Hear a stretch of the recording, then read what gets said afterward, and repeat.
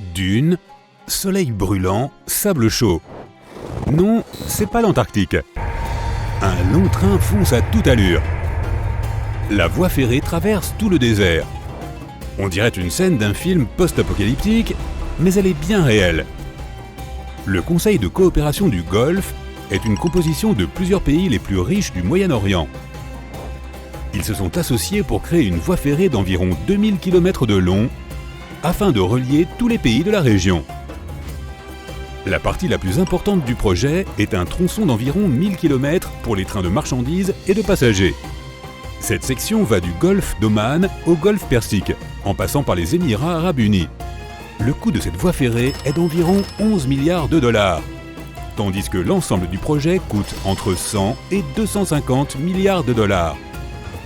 Ce train qui traverse le désert à toute allure peut contribuer au développement économique de la région et à la protection de l'environnement.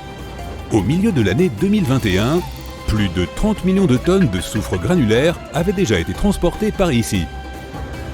Si cette quantité avait été transportée par camion, les émissions de dioxyde de carbone dans l'air auraient augmenté de plus de 80%.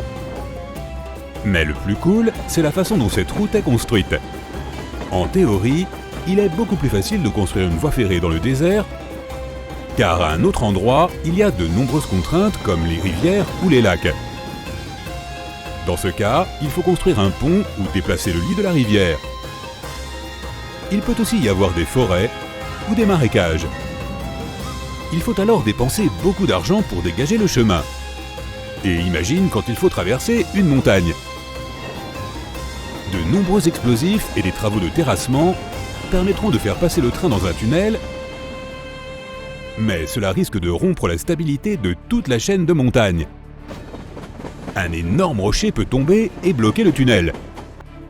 Aménager le chemin implique de nombreux problèmes, mais dans le désert, tout cela peut être évité.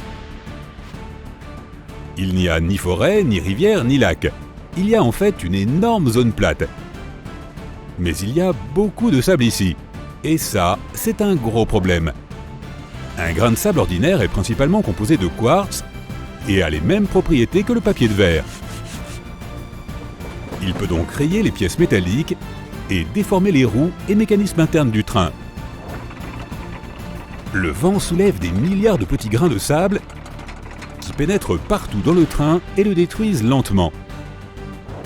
Il faut fréquemment le réparer et dépenser encore plus d'argent pour le faire fonctionner, car le sable use à la fois les roues et les rails. Ce n'est pourtant pas le premier chemin de fer dans un désert. Ailleurs, des ingénieurs ont déjà transformé des dunes en argile pour résoudre le problème du sable. Il durcit alors et se transforme en une masse solide sur le tronçon voulu. Les constructeurs ont également créé des murs de végétation en plantant des arbres le long de la voie ferrée. Les feuilles et les branches bloquent le sable et l'empêchent de pénétrer dans le train. Mais là, pour résoudre le problème du sable, les ingénieurs ont créé un système unique de filtration du sable. La chaleur est un autre problème. Pendant la journée, la température peut atteindre 48 degrés Celsius. Si on met un œuf sur le sable sous cette chaleur, il cuira. Pendant la construction, les gens travaillent avec des pierres lourdes, du métal, de la pierre, ils soudent et utilisent des scies électriques. Tout cela génère encore plus de chaleur. Une grande partie du travail a donc eu lieu la nuit. Mais il ne faisait pas si frais, car la nuit, la température ne descend qu'à 30 degrés Celsius. La principale partie du projet ne comprend pas que des voies ferrées. Une route à 4 voies traversera également le désert. Selon les estimations, environ 8 millions de passagers utiliseront ce chemin de fer chaque année d'ici 2050. Imagine un train en forme de capsule voyageant à 1200 km/h à l'intérieur d'un tube à vide. Toi et 20 autres passagers montés dans la capsule. L'intérieur ressemble à un vaisseau spatial. Tu t'assois dans un fauteuil incliné et attaches ta ceinture de sécurité. Tu ne pourras pas quitter ton siège du voyage. Mais tu arriveras à destination plus vite que jamais. Tous les passagers sont assis, les portes de la capsule se ferment. 5, 4, 3, 2, 1, démarrage. À ce moment même, le train accélère à une vitesse qui dépasse celle du son. Il file plus vite qu'une balle. Si tu regardais ce train de côté, il passerait devant toi plus vite qu'un battement de paupières. Heureusement, à l'intérieur de la capsule, tu ne ressens pas cette vitesse. Tu ressens juste une légère pression, comme lorsque tu décolles en avion. Il n'existe encore aucun train de ce type dans le monde, mais cette technologie est en cours de développement. Elle s'appelle Hyperloop. Ces trains fonctionneront grâce à des coussins d'air aérodynamiques et à de puissantes pompes à vide. Imagine que tu joues au hockey sur coussin d'air. Le palais vole facilement à travers la table grâce à de petits trous placés tout autour qui créent une fine couche d'air sur la surface du jeu. Le palais ne touche même pas la table, il l'évite. Il n'y a aucune force de friction. L'Hyperloop fonctionne de manière similaire. Les jets d'air ne sont pas situés dans le tube, mais dans la capsule. Une fine couche d'air apparaît entre les parois de la capsule et le tube, et le train avancera avec un moteur électrique. Le problème de la force de friction étant résolu, il reste celui de la résistance de l'air. Aucun gros objet ne peut se déplacer à grande vitesse si l'air est trop dense. Autrement dit, il s'écrase littéralement dans l'air qui limite sa vitesse. Par exemple, les avions volent à une altitude où la densité de l'air est beaucoup plus faible qu'au sol. C'est pourquoi l'Hyperloop se déplace dans un tube. Des pompes spéciales placées sur certaines sections du trajet pomperont l'air à l'extérieur. Mais pas complètement, car cela nécessite énormément d'énergie. On peut aussi installer un ventilateur spécial sur le nez de la capsule qui déplacerait tout l'air entrant sous cette dernière, améliorant ainsi le coussin d'air. Le mouvement d'un train à vide est quelque peu similaire à celui d'un tube pneumatique. Tu l'as probablement vu dans les films, ces tuyaux transparents traversant tout un bâtiment. Les colis et les lettres circulent dans ces tuyaux à grande vitesse. Ce tube sera équipé de panneaux solaires pour recharger l'ensemble du système. À première vue, l'idée semble simple et ingénieuse, mais dès le début du développement, un petit problème est apparu. Le coussin d'air doit toujours maintenir une distance très précise entre le tube et la capsule. Et il n'est pas facile d'y parvenir sur une longue distance. La moindre fissure, bosse ou roche dans le tube peut entraîner la destruction de toute la structure. Un tremblement de terre mineur pourrait provoquer une catastrophe. Mais ce problème peut être résolu par la lévitation magnétique. Prends 2 aimants sur ton frigo et essaie de les coller ensemble. Tu sens la résistance ? C'est selon ce principe que les trains maglev circulent dans de nombreuses villes. Cependant, pour maintenir de lourds wagons en lévitation grâce à la force magnétique, il faut charger les aimants avec une énorme quantité d'énergie. Ils doivent aussi être refroidis et cela coûte très cher. C'est pourquoi les maglev ne sont pas si populaires dans le monde. Maintenant, allons au Cambodge. Le train qui passe ici est lent et n'a pas de technologie moderne. Ça vaut la peine de le prendre juste pour l'aventure. Bienvenue à bord du Nori. Il est fait d'une large plateforme en bambou, posée sur un cadre avec des roues. Avec ce train artisanal, tu peux traverser les jungles du Cambodge le long de l'ancienne voie ferrée. C'est digne d'un voyage en wagonnet dans les mines. Le plus cool, c'est que tu peux construire toi-même ton train avec le moteur d'une moto ou d'un bateau. Tu peux aussi accélérer en utilisant une perche. Les locaux peuvent créer de telles plateformes en 4 jours, puis se déplacer à environ 50 km/h d'une station à une autre. Après la jungle et le soleil brûlant, prenons un peu le frais dans la Suisse enneigée. Bienvenue dans le Glacier Express. Il emprunte l'un des plus beaux itinéraires ferroviaires du monde. Il comporte des wagons avec des fenêtres panoramiques et la vue qu'elles offrent est digne d'un conte de fées hivernal. Des prairies blanches, des collines, des villages enneigés et des lacs gelés. Accroche-toi, les trains n'ont pas de ceinture de sécurité pour plusieurs raisons. Tout d'abord, les gens ne les utiliseraient pas, et personne ne le contrôlera. Les avions sont équipés de ceintures pour nous protéger en cas de turbulence. Les voitures en ont pour nous sauver en cas de freinage d'urgence, ou pire. Les gens prennent le train pour voyager confortablement. Ils peuvent se lever, aller au wagon-restaurant, changer de place. Personne n'apprécierait mettre de ceinture. Mais il y a une autre raison plus pratique, la sécurité.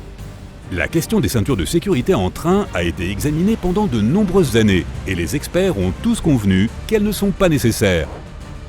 Imagine un train rempli de mannequins de crash test. Regarde, je suis juste là. Certains sont attachés avec une ceinture de sécurité et d'autres sont debout ou marchent dans le wagon. Si le train déraille, les mannequins non attachés seront projetés sur les passagers attachés. Cela augmente le nombre de blessures. Imagine maintenant que deux trains à grande vitesse déraillent, l'un avec des mannequins attachés et l'autre avec des mannequins assis librement. Dans le premier train, les mannequins seront beaucoup plus abîmés par les ceintures, car le principal danger dans un accident de train, c'est l'invasion de corps étrangers dans la cabine. Le train se couche sur le côté. À ce moment, une branche ou un morceau de métal traverse la fenêtre et repousse un mannequin. Mais si ce dernier est attaché au siège, cet objet l'écrasera tout simplement. Les motos, les voitures, les camions et même les avions ont tous des pneus en caoutchouc. Mais les trains ont des roues en fer qui roulent sur des rails. C'est pour ça qu'on appelle ça un chemin de fer. Un train de marchandises ou de passagers est une machine longue et peu maniable. Il ne pourrait pas emprunter une route ordinaire car le trajet serait trop sinueux. C'est pourquoi le train a besoin d'un chemin de guidage. C'est plus rapide et plus pratique. Une route ordinaire peut être construite comme un chemin de fer sans virage serré. Mais dans ce cas, il serait plus rentable de la transformer en voie ferrée car elles sont plus fiables que l'asphalte, plus faciles à construire et elles ne s'usent pas vite. Les trains ont des roues en métal pour se déplacer en toute sécurité. Les roues en acier sont beaucoup plus solides. Sur un revêtement en acier, des pneus en caoutchouc s'useraient rapidement et surtout, il y a moins de force de friction entre les roues en acier et les voies ferrées. Cela permet de déplacer de lourdes charges en consommant moins d'énergie. Les roues et les rails ont une forme incurvée pour guider le train dans les virages. Cette forme permet aux roues de bien s'insérer dans les rails et les trains peuvent ensuite négocier les virages sans dérailler. Entre 2001 et 2010, la ville de New York ne s'est pas débarrassée de ces vieux trains. On a nettoyé environ 2500 wagons qui ont ensuite été chargés sur des bateaux pour être emmenés sur les côtes de plusieurs États. Tous ces wagons ont ensuite été descendus au fond de la mer afin de créer un habitat pour des centaines de milliers de poissons et autres créatures marines. Aujourd'hui, ces wagons sont devenus des récifs artificiels. Des coquillages, des coraux et plein de poissons y habitent. De nombreux plongeurs et photographes marins ont vu des tortues de mer et même des dauphins nager parmi ces trains. De cette manière, les gens ont non seulement fourni un habitat aux poissons, mais ils ont aussi économisé environ 30 millions de dollars pour la destruction des trains. Presque tous les moyens de transport peuvent monter ou descendre une pente. Pour qu'un train passe une colline, il faut construire un tunnel ou la détruire. Les trains ne peuvent pas monter une pente en raison de la faible force de frottement entre les roues en acier lisse et les voies ferrées. L'adhérence du pneu en caoutchouc sur l'asphalte est meilleure. Un train est très lourd et ses roues couvrent une toute petite surface du rail. Il y a aussi une forte adhérence grâce à laquelle le train peut développer une vitesse incroyable. Mais dès que le train monte une colline, la répartition de son poids change immédiatement. La force de friction s'affaiblit et les roues commencent à tourner au ralenti. Il existe une manière risquée de faire monter un train. On augmente sa masse et on le fait accélérer en ligne droite. Cette accélération peut être suffisante pour monter une petite colline. Mais il y a un autre moyen plus sûr. Il s'agit d'équiper les rails et les roues de dents. Le train se collera alors aux rails comme un engrenage. C'est en Suisse que se trouve l'une des voies ferrées à crémaillère les plus belles du monde. Le train traverse des champs verts, de hautes montagnes et des lacs bleutés. Les trains fantômes existent et on peut même y monter. Nous sommes en Angleterre, dans la petite ville de Snaith. Cette gare n'a ni parking ni guichet. Elle semble abandonnée, mais un train y passe. Tu montes dans un wagon et tu remarques que tu es le seul passager à bord de ce train fantôme. Mais il n'y a rien de surnaturel ici.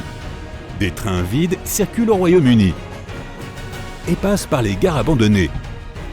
Les autorités gèrent ces trains car c'est économiquement plus profitable pour le pays. Pour démanteler ces trains fantômes, elle devrait passer par de nombreuses procédures bureaucratiques et dépenser l'argent des contribuables. Donc ces trains continuent à circuler dans tout le pays sans déranger personne. Il existe un complexe ferroviaire unique à Stockholm, en Suède.